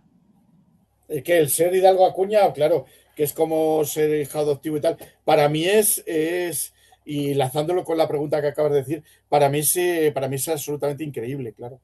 Que yo sé que, claro, que dirán, bueno, pero es un galardón recién creado. Además, mira, fijaros, tengo aquí que no sé si lo veis, ¿no? Sí, tengo aquí y tengo aquí fijaros el Quijote que me regalaron, que es enorme, que es de tamaño natural, ¿no? No le he quitado ni el envoltorio, ¿no? Entonces, esto es un poco para terminar con algo gracioso, ¿no? Realmente es algo, para mí es algo, porque además es que en esta vida, y ya lo sabéis, ¿no? Para acabar con una reflexión, en esta vida, pues tiene en todo, en todas las artes, todo, en los negocios también, ¿no? Pero ahora mismo que estamos hablando de las artes, en cualquier tipo de arte, ya sea la escultura, la pintura, la escritura, no la poesía, ya sea esto, porque yo tengo muchos y somos amigos también dedicados a otras artes, ¿no? Pues una de dos, o eres comercial o eres auténtico. Y entonces, en el momento, claro, si eres comercial, tienes que venderte, tienes que vender desde hasta el argumento, y vosotros los que escribís lo sabéis, ¿no? Si quieres que una editorial te publique, tienes que hacer algo que esté de moda en ese momento. Entonces, Francisco, importante. Aquí hay una persona que es de César Laguía, quiere decir algo. Y no sé si... Sí, es mi amigo, es mi amigo. Sí, lo voy a matar, pero es mi amigo. Adelante. Bueno, pero hola. Es amigo. Sí, soy amigo. Soy amigo. Sí. Soy amigo, soy de Mota y lo conocí. Nadie es perfecto. Bueno, nadie es perfecto, efectivamente. En este caso menos. Pero vamos, que yo conocí a Javier en Mota del Cuervo cuando estuvo allí de archivero y me sorprendió, lo he puesto ahí en el chat, que él no manifestaba, a pesar de ser de Socuéllamos, que el lugar fuera Socuéllamos, ¿no? Y eso me chocó porque casi todo el mundo que conozco dice que el lugar es su pueblo. Qué casualidad. El 100%. Sí, incluidos los de mi pueblo, mujeriego, en fin. Entonces, bueno, siempre te queda una gran duda por el interés que cada uno tiene en que sea su pueblo, ¿verdad? Y en este caso me llamó mucho la atención. Y bueno, Javier es que es un individuo que es así, es auténtico y además no puede evitarlo. ni ser auténtico, ni ser un ratón de bibliotecas, de archivos, que lo lleva en la sangre. Altas capacidades, ¿no? De altas capacidades, y claro, y soltar efectivamente. esas barbaridades que suelto. Lo que pasa es que también tiene, como todo, el yin y el yang. Pero bueno, para mí es mi amigo y bueno, y me ha parecido muy interesante todo este debate que estáis teniendo los que de verdad entendéis de estos temas, porque siempre se aprende mucho, sobre todo con Javier, que es un erudito de cualquier cosa que diga, casi con toda seguridad. Y en este caso con más razón por su estudio tan agudo y tan inclusivo con los detalles que saca de archivos y de este tipo de cosas. Bueno, para terminar, César, aquí hay otro amigo tuyo, creo que se llama Luis Gómez, que ha levantado la mano. Adelante, Luis. Hola, ¿se me oye? Buenas. Hola, Luis. Perfecto. Luis, buenas. ¿Qué tal? Presidente de la asociación de amigos del Museo de Dulcinea, del Toboso. Sí, efectivamente. Uno de los pocos que quieren el Toboso. Enhorabuena Luis, por tus investigaciones. Sabes que yo soy un gran admirador de tus investigaciones. Yo soy historiador también y valoro muchísimo todo ese aporte que estás haciendo documental. Sí. Y únicamente y yo de las tuyas, una pequeña aclaración, que esta asociación que hemos creado de amigos del Museo de Dulcinea no se hace para reivindicar a Ana Zarco ni otras patrañas, sino sencillamente para un museo que se ha creado con mucho esfuerzo en un pueblo que se menciona 165 veces en el Quijote, que no se tenga en la ruina, abandonado, porque sirve para hacer un viaje literario, que es lo que estamos reivindicando. El Toboso es un lugar, como tantos otros lugares de la literatura universal, donde se puede evocar el Quijote en unos capítulos que transcurren en el Toboso. ¿Vale? Era únicamente hacer esa pequeña aclaración. Gracias. Y la pequeña aclaración también, ¿cuántas visitas ha bajado el museo en los últimos años? Bueno, pues antes de la pandemia tenía 29.000 visitantes y ahora tiene 22.000. Ha bajado muchísimo y es un museo que está abandonado y es triste, la verdad, por lo que decías tú antes, apuntabas, todos se lo llevan a Alcázar de San Juan, Campo de Cristana, Argamasilla y a este pueblo que sin duda... que es el que realmente sale en el Quijote. Cervantes tuvo clarísimo de mencionarlo, pues se le tiene relegado. Es un pueblo pequeño, obviamente, pero tiene derecho a existir. ¿No? 2.000, ¿cuántos? Sí, 1.700 habitantes. 1.700. Entonces, sí, una pena. El texto del Toboso, el Toboso sale, ya sabemos Dulcinea, ya sabe tal, ahora mismo Quintanar sale 3 veces, sale Quijote 1, Quijote 2, Persiles, con un episodio completo, y resulta, yo no he oído, salvando a Jesús Sánchez, por ejemplo, defender en ningún congreso a Quintanar de la Orden como parte de la Ruta al Quijote. No lo he oído, salvando a Jesús, ¿no? Que precisamente está en la Sociedad de Alcázar. Entonces, es decir, pero bueno, ¿en qué estamos hablando? Es decir, ¿de qué estamos hablando? ¿De intereses o de realmente lo que dice el texto? Y claro, contestando ya, terminando con lo que tú me has dicho antes, el problema es que si tú realmente intentas abrir camino, ¿qué es más fácil? Labrar una tierra que ya está labrada y que ya está labrada, ya está arada, ya esté todo, o intentar abrir una parcela en el monte. ¿Qué es más fácil? Pues entonces, si resulta te vas a labrar la tierra ya que ya ha sido cultivada y tal y cual, pues lo vas a tener mucho más fácil. Si quieres estar en el monte, pues a lo mejor es que no vas a llegar a cultivar nunca. Si se me permite una última pregunta, porque ya pasamos de la hora y Juanjo me está diciendo que qué pasa con el reloj. Javier, ¿desde qué punto se puede llegar al Toboso en pocas horas a paso de burro? Claro, no, pero si lo que estás diciendo tú es realmente si geográficamente hay algún otro pueblo que no sea en la primera parte, no en la segunda. En la primera parte y en los primeros capítulos que pueda cumplir lo que dice el texto, aparte de Miguel Esteban. Geográficamente digo, no. Ni Mota, o sea, evidentemente ya sabéis, por el Sol de Soslayo, por el camino de Toledo a Murcia, por la existencia de una venta, que sería Venta de Manjabacas en Mota del Cuervo. Es decir, si te quieres realmente construir una mitología, por lo menos que tenga sentido documental, histórico y que tenga sentido geográfico, ¿no? Entonces, ese punto sería. Ese punto sería. ¿Qué? Miguel Esteban. Miguel Esteban es el. No, claro, no hay. Yo ahora mismo, claro, yo sé que todo el mundo aquí pensaría y decir, pero es que yo he escuchado Infante, y es que en la Complutense, y tal y cual. Yo es que he escuchado a Mota del Cuervo, y también y tal, y fíjate, y salieron en La Sexta, y salieron en Página 2, y es que escucha que nos conocemos a Mujeriego, ¿no? Que hemos estado muchas veces con él, era amigo nuestro. Hemos escuchado tal. 5 minutos dura. 5 minutos, o sea, yo ahora mismo no van a andar a explicar por qué mira el argumento, mira que viene el sol del soldado, el soldado del este a oeste, de tal y cual. En 5 minutos se cae todo. O sea, pero 5 minutos, yo me acuerdo de un miembro precisamente de la Asociación de los Molinos, de Mota del Cuervo, ¿no? Estábamos juntos en Cuenca, estábamos desayunando juntos, allí en un bar, y me lo encontré, Yo iba allí del trabajo, pues he estado 7 años en Cuenca, voy a hablar con él, estamos en la mesa, y cogí una servilleta, como en el contrato de Messi, ¿no? Cogí una servilleta y le dije, no, es que Mota del Cuervo es el lugar. Digo, espérate, le tracé, mira, pum, pum, pum, pum, y dijo, pues tienes razón, esto no puede ser. Digo, claro que no puede ser. Así que no. No hay más preguntas, señoría. No hay más preguntas, señoría. No hay más. Francisco Javier, nos dice César, me envía un mensaje César Laguía que dice, lo fácil no suele ser lo verdadero, lo difícil no interesa, aunque sea lo cierto. Vivimos en esta sociedad. Claro, y en esto es lo que os he dicho, que el problema de todo, pero vamos, desde que el mundo es mundo. Vamos a ver, ¿tú crees que a Velázquez le gustaba pintar a Velázquez o a Goya le gustaba pintar a la familia real o lo hacía por comer? Bueno, claro. ¿Tú crees claro, y todo, es decir, que en cierto modo, si quieres vivir de esto, pues te tienes que adaptarte a las modas y ya las modas de cada época, y ya sabes que el que paga manda. Y entonces, si tú resulta que tienes un Paganini que te va a pagar la novela o te va a pagar ese retablo o ese cuadro, pues vas a pintar lo que te dice él, no lo que te gusta a ti.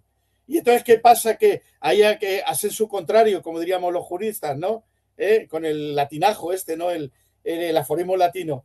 Si tú quieres hacerlo tú por tu cuenta, pues ahí te va, ¿no? Págatelo tú, peléate tú con la gente, convence al alcalde tal, convence al diputado tal de que te pague eso, que ese alcalde, ese diputado, ese editor no le interesa para nada, iba a decir un taco, pero ya lo sabéis, ya lo imaginé, ¿no? No le interesa para nada lo que le estás contando, ni le interesa para nada y te dicen. Y entonces ahí está el decir, oye, y si tú hicieras cosas de Alcázar, o hicieras cosas de Infantes, o hicieras cosas de Argamasilla, ¿me las pagarían? Sí, de hecho me las han pagado. Cuando hablaba de todo eso me las pagaban. En el momento en que dejé de hablar de ese tema y ya me fui por lo libre, pues me ha tocado sacarlo de mi cuenta corriente, como yo creo que nos pasa a la mayoría de los que estamos. Bueno, pues esto es como entender el mundo y entender la sociedad en la que vivimos. Tomás Perales, que hace mucho también que no te veo, el científico de cabecera, digo yo. Buenas tardes, amigos. ¿Tienes alguna cuestión así rapidita? Sí, llevaba toda la tarde levantando la mano. Muy interesante todo lo que nos ha contado el amigo Francisco Javier. Sin embargo, con lo que ha contado a mí se me ha caído la casa. No ha quedado una teja viva. O sea, yo te veo la casa todavía en pie. Todavía te veo la casa en pie. La cueva de Montesinos, sí. la casa de Montesinos y la cueva, la cueva de Montesinos y la casa de Medrano, para mí han sido siempre como la meca nuestra, ¿no? Una cosa es la cueva de Montesinos y otra cosa es la cueva de Medrano, ¿eh? La cueva de Montesinos sí, la cueva de Medrano y la de Montesinos. Sí. Bueno, he debido llevar 200 veces a madrileños a contarles cosas de esos dos sitios, ¿no? Estar en la cueva de Montesinos para mí es reflejar, cierro los ojos y veo enteramente el capítulo 23 de la segunda parte del Quijote. Es decir, he creído que esos eran, para mí siempre, he creído que eran esos dos sitios míticos del Quijote. Sin embargo, ahora se ha caído. Mi pregunta... No, cuidado. La cueva de Montesinos... Mi pregunta... Dilo y te lo digo. Capciosa es, cuando los doctores de la Argamasilla se enteran de lo que piensas, ¿te amenazan con algo?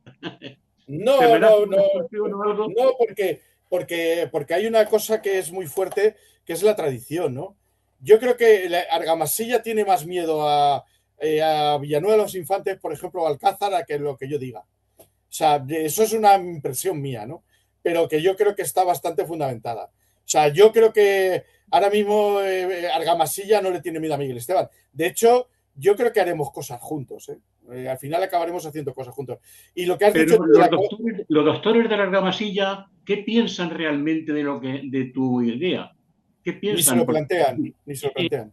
Sí, piensan ¿dudan como tú? No, que va, para nada, no, pero ninguno de los pueblos. Ninguno de los pueblos de Argamasilla. No dudan para nada. Pero vamos, ahora mismo que me estás diciendo eso, la Cueva de Medrano, léete, te lo puedes descargar de internet, está en Google Books, por ejemplo, en otros sitios también. Fernández de Navarrete, la biografía de Cervantes y del Quijote y tal que tiene, ¿no? Entonces, tú descárgatelo y pon Argamasilla, busca por el buscador y ponte Argamasilla y te vas a buscar lo que cuenta de la Cueva de Medrano un cura de Argamasilla de Alba que vivió allí 19 años, que lo dice él. Esto estamos hablando 1829. Y él te dice la realidad de lo que es la Cueva de Medrano. Es decir, dice, yo he estado aquí viviendo 19 años y he entrado en el archivo parroquial de Argamasilla y no he encontrado absolutamente nada de Cervantes ni nada que se le parezca. Lo dice él, no lo digo yo, lo dice el cura de Argamasilla en 1829. Pero claro, eso no se cuenta. Te cuentan lo de la mesa y que estaba allí y que lo metieron por darle un beso a no sé quién. Entonces, pero en la Cueva de Montesinos, realidad de la Cueva de Montesinos, porque hay cervantistas que no están de acuerdo en que sea la Cueva de Montesinos, cuidado, ¿eh? Está Jesús Fuero, que es el de Cuenca, y está Jesús Sánchez, que dice que es la Sima de Cabra, cuidado, que esto, Sima de Cabra, ¿no? Se sabe, ¿no? Que por el tipo, o sea, es decir, que cuidado, pero yo sí pienso que sí es la Cueva de Montesinos y geográficamente. Hay 2 artículos. Vete a Carlos, se llaman Carlos y su mujer, tiene un artículo escrito sobre no sobre la Cueva de Montesinos, pero sí sobre la ermita, sobre el origen antiquísimo que tiene la ermita de San Pedro, ¿no? Que San Pedro de Salice, ¿no? Que aparece San Felices, ¿no? Que es el castillo de San Félix, que aparece ahí. Y luego tienes el Hernando Colón, el hijo de Cristóbal Colón, tiene un libro que se llama Cosmografía. Ahí, la cosmografía de Hernando Colón. Ahí te viene el origen de la leyenda de Montesinos y de la Cueva de Montesinos, que labraban monedas en la entrada. Es decir, que Cervantes, que la leyenda de la Cueva de Montesinos, con ese nombre, es muy anterior a Cervantes y Cervantes, por supuesto, la toma de ahí, claro. Es decir, que ya no puedo llevar a nadie a verlo. Que sí, claro que sí, pero no, que si yo voy a ir, en noviembre voy y me haré la foto y todo, tan bueno, a lo mejor no. Pero... Bueno, Francisco y Ángel, que bueno, tú como moderador hoy, más o menos, bueno, moderador, colaborador necesario. Francisco Javier, un placer haberte tenido esta tertulia. Ya sabes que este tema, pues yo que sé, daría para 5, 6, 7 tertulias. Y todo, ser lo que es importante, hay que ser críticos. Hay que ser crítico. Hombre, evidentemente no podemos ser críticos con todo. O sea, no te puedes profundizar en todos los temas. No puedes estudiar física, no puedes estudiar arte, no puedes estudiar historia, es imposible, no tenemos tiempo material, ¿no? Pero si hay un tema que te guste mucho, profundiza, te vas a sorprender. Que ese es tu caso, claro. Bueno, Ángel, ¿algo para finalizar? No, está todo dicho, excepto que tenemos que hablar más adelante con Francisco Javier, porque su afán investigador le lleva a descubrir nuevas cosas. Así que hablaremos de su próximo libro. Gracias, Francisco. Gracias, Francisco. Gracias a todos. Ángel, Rosa, que no tenemos que escuchar. Un abrazo a todos. Mateo. Un abrazo a todos. Gracias. Un placer. Gracias.